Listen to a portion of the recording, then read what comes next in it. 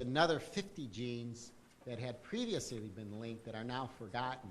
So the idea is for the Viriome project, we would prioritize the genes that we would look at from 1 through 100, and depending on how much money we have in each locale, you would do a certain, you'd go 1, 2, 3, 4, 5 down the road, and do as many of them as we could, because a polygenic disease, you can't know a priori which one to look at.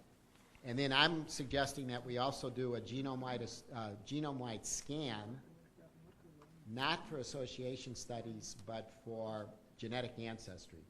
Because there's a new algorithm out, and more are being developed, which can scan, it's called a sliding window.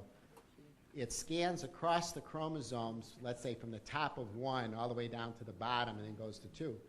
Of 50 polymorphisms in one window, where did that piece of DNA come from?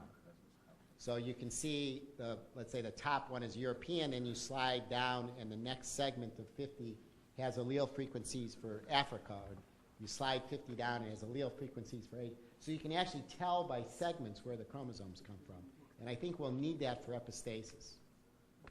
So that's what we would suggest is clinical, nutritional, candidate genes plus genetic ancestry, and put all those data sets together.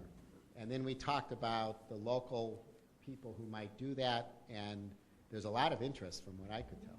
Do you want to add anything? Yes. We actually had a very fruitful outcome from the discussion. There were a group of people, they are heterogeneous, not homogeneous. We had the clinicians, we have dietitians, we had nurses, we had geneticists in the group. And the